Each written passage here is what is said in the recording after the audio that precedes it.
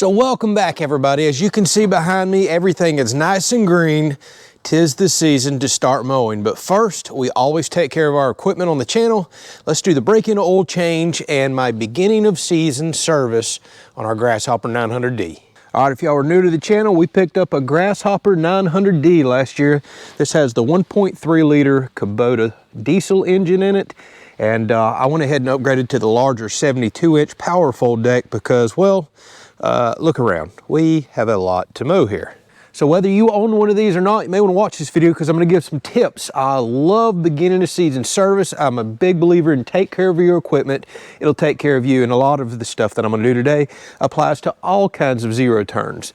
But being that we just got this at the end of last season, we've got just enough hours on it to go ahead and change the break-in oil. I like to do that on all brand new equipment. And then we're going to go over the grease points, servicing, show a few features, and most importantly, we're going to go ahead and start mowing today for our first mowing of 2024. I'm actually very excited about this piece of equipment. I love using it. I really do.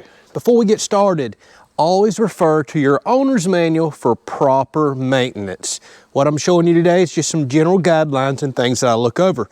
Your manual will have all your specs, your viscosities, your grease points, and everything else to check as well. All right, so if we come underneath the left-hand side of the mower, I think you can access it from either side.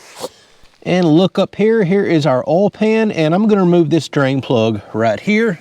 It appears to be a 14 millimeter. Then we're gonna let that drain down. Probably gonna get a little on this shaft, no big deal, we'll clean that up. Then if we come back on this side above the battery box, very easy to see, your oil filter's right here that I'm touching. And we're gonna slide the drain pan back over because some of it is gonna run right down the side of the block into the drain pan. Let's get started.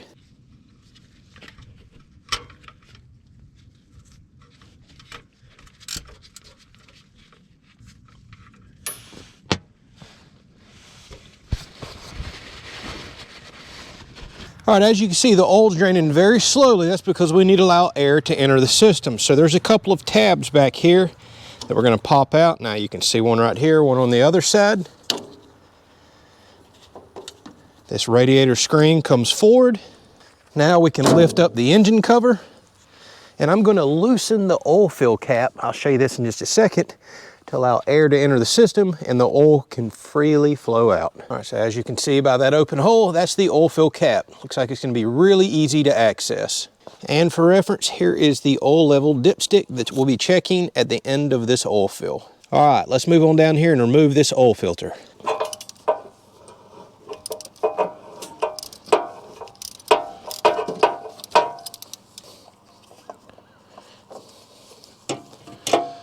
All right, filter come off relatively easy. A little bit of oil on my plate right here, so I'm gonna clean that up. All right, so I've got our new Kubota oil filter, and I always recommend any kind of filter you change to lube up the O-ring on top. So what I like to do is take my old filter, which still has plenty of oil on its O-ring, put them together, and I have an oil film on there.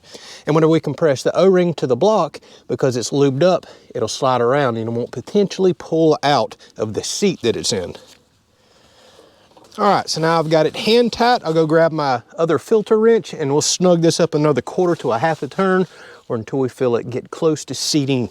We don't have to be extremely tight on oil filters here. Then we'll refill the oil. I always fire my engine up, let it warm up for a minute, fill the filter, and go back and double check. Make sure you don't see any leaks from the filter or the drain plug. All right, so now that the filter's on and I have put my drain plug back in and tightened it, it's time to fill the engine with oil. Again, refer to your owner's manual, especially for the viscosity. You can run different types of viscosities in these engines based on the manufacturer's recommendations, but most importantly, what you're looking at is your temperature range. If you're up north and dealing with a much colder environment, you're gonna run a thinner or a different viscosity than we are down here in the south. Being in Florida, we see extreme temperature ranges here and a lot of heat, so I'm gonna run the viscosity range called for in the manual. And you wanna make for sure, if you're running the Kubota diesel engine, that you have one with an API rating that's certified for diesel engines. What I like to do is stop just short of that, fire up the engine, fill my filter, and then I start checking the hash marks on the dipstick. We don't want to overfill, and we definitely don't want to underfill. So stopping just shy of what's called for gives you a good working point to move up as we keep checking that dipstick. Now, since we already have the engine cover lifted, what I'm gonna do is reach in behind the seat. There's a latch. It's difficult to show on camera, but I flip it forward, lift the seat out of the way, and I'm gonna remove this screen cover that goes over and protects the radiator. What you're gonna see here is debris collects here. I try to blow this out after every mowing, so let's clean this out. This is definitely part of this maintenance and daily maintenance.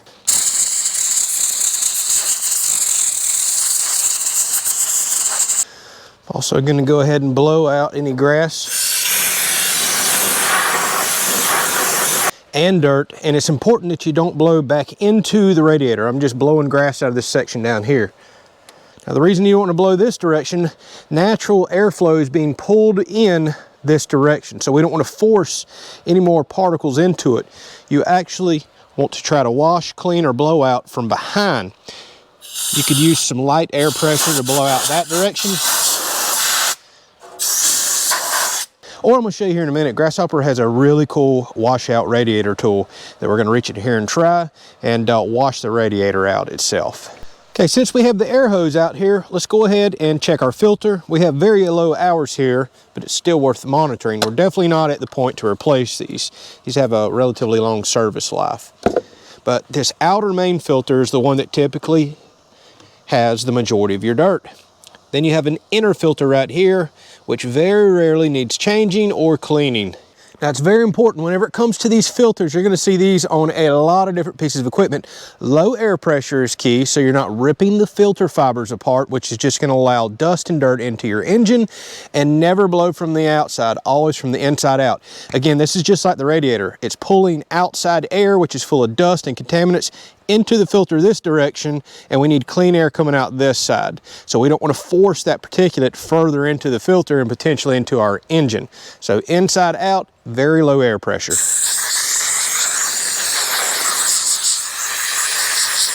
And as you can see, this is so clean, nothing's coming out. So while the hood's open, I just give a quick once over to my belts. They're excellent. While the engine is cool, and only when it's cool, I took the radiator cap off, verified that the level in there looks good. For future reference, I don't know if you can see down in there or right up in here is a fuel filter, but it is too early to change those. We'll go by what the manual says. And you also have another spin-on type fuel filter right here. Again, we'll change those further down the road. We're extremely low hours right now. Now, the last thing to do is pull this over, and I want to rinse out the radiator, but let's do that after we go over all the grease points before we get water on our mower. All right, again, go over your manual because I very well may forget to tell you about one of these, but all wheels have grease fittings. We're going to put a couple shots of grease here. All right, coming in from the rear, there's a grease fitting down here on this shaft to this pulley. We're going to want to get a couple shots of grease there. That goes to the drive shaft itself, but it's for the carrier bearing. All right, let's put the seat down. Raise our foot platform. There's a grease fitting right here on the drive shaft itself. There's also, very hard to see, another grease fitting up there. That's where the coupler is. By the way, if you're not familiar with these front mount mowers, this has a removable drive shaft right here. This entire deck comes off. We'll show that this summer because you can put things like flail mowers, snow blowers, all kinds of attachments on these. So we want to make sure we service this drive shaft. Just like on the rear, there's grease fittings up here on the front wheels. Then I'm going to show you the ones underneath the deck. We need to clean this out, and I love that the grease fittings are on the top side of the deck for quick and easy service. And I do want to caution y'all, this is with just about any kind of bearing out there that has a seal. Only a couple of pumps of grease at a time. If you sit there and fill this and start looking or listening for grease to come out somewhere, a lot of people do that, you're potentially going to blow your seals out. Over-greasing can cause just as much damage as under-greasing. Don't blow your seals out. A couple shots of grease every so often after several mowings is usually adequate for these types of bearings. All right, the front deck is just what I'm in love with this mower for so many reasons. But the deck itself comes right off. Got a little grass underneath there, so let's blow that out. So what I really like that they've done underneath your pulleys up here for your spindles, if you can see right there, you'll access it from this back side. So hard to show you. See the cutout? You just stick your coupler right there. There's grease fittings under these going to the spindles. and you can access it from the top. I really do like that. I've had mowers in the past where you had to go underneath or had to remove a full bolt-on deck. This is so quick and easy to service. So we're definitely going to stay on top of greasing all of our spindles. So if you look over here on this side, see that cutout? There's a grease fitting right there for that spindle. And it's shadowed over here, but there's another cutout right here for that spindle's grease fitting.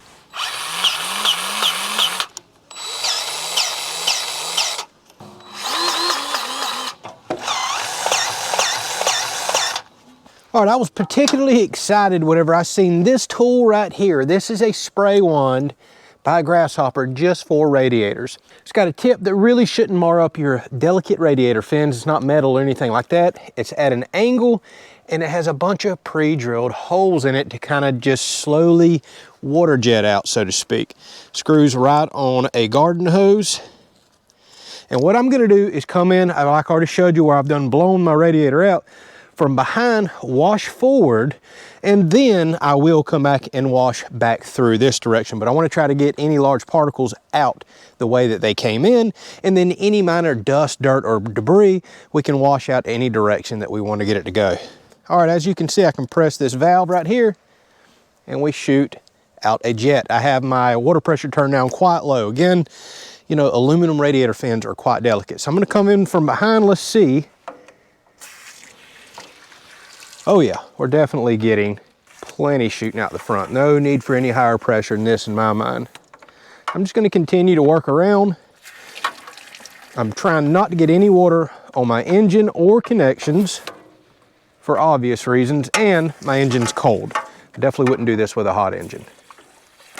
All right, so I spent just a little bit of time blowing stuff forward. Now, I'm gonna wash back this direction.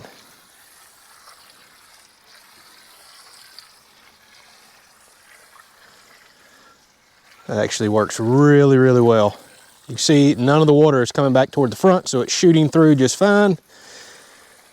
I'll do this just every so often. The main thing is blowing out the grass clippings out of this screen shroud or protector that we need to put back in here. Then every so often, pull out your wand, give this a really good cleaning.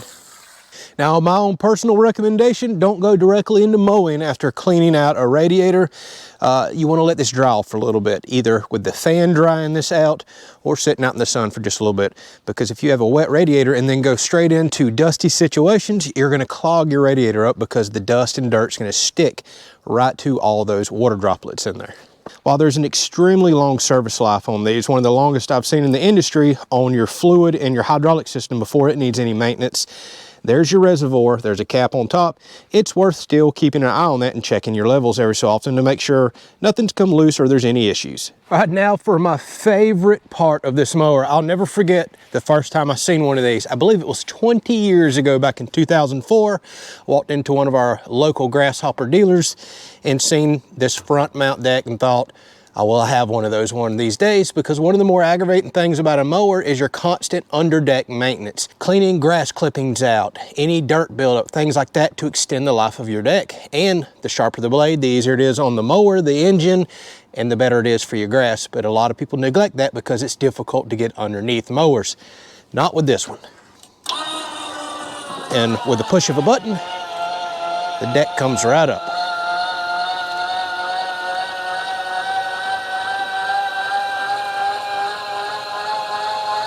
All right, it doesn't get any easier than that. So for the last maintenance item for me today before we get to mowing, well, let's just sharpen these blades. I see a little bit of rust on the edges because they've been sitting up all winter. The deck's nice and clean from the last time that I used this. So let's just touch these up.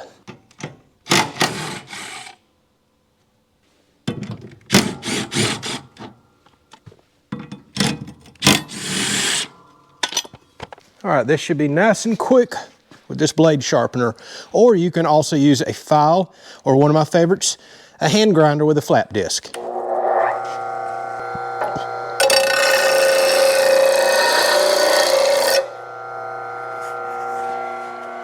All right, just like that, we got us a nice sharp edge, only a few passes, all the rust is gone, nice and cleaned up.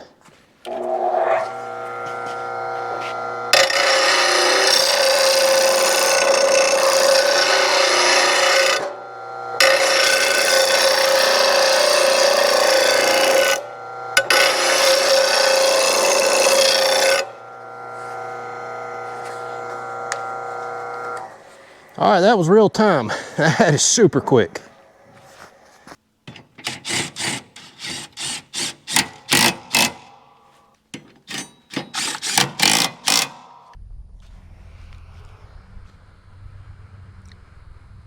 Oh yeah, solar powered fan hat.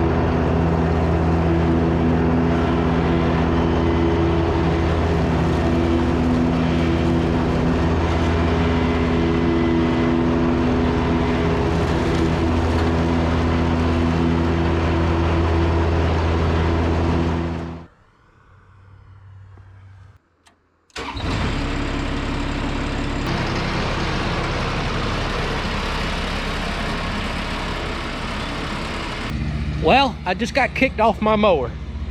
I kid you not. People think I'm joking about this, but we honestly do fight about who's going to use the mower. She loves running the mower now that we have an awesome, very smooth riding zero turn, and I love to mow. That's never been a secret. So yeah, we honestly do fight about who gets to use the mower. So she's gonna mow the rest of the yard, and then I'm gonna mow the rest of the perimeter and over here, so we can both get a use on it. I promise you, we've honestly been talking about it the last 2 weeks of, uh-oh, it's about to be time to mow. Who's gonna use the mower?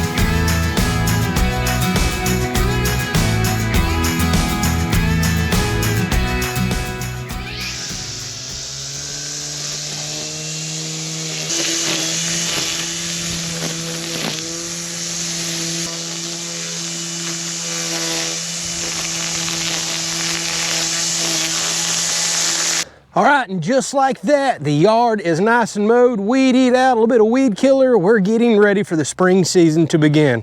I've let this cool down about a solid hour. You never want to wet a hot engine, and especially wet bearings, for sure around the spindles themselves. As they cool down, they can actually pull that moisture in. But I'm nice and cool now, so I'm gonna wash and clean everything off, lift the deck up, make sure I don't have any clumps of wet grass underneath there, put it up and get ready to mow again in a couple of weeks. All right, y'all, thanks for watching. We'll catch you on the next one. If you're interested in anything Grasshopper related, I'll put a link down in the description so you can go check out all the different mowers they have on their website. Y'all take care.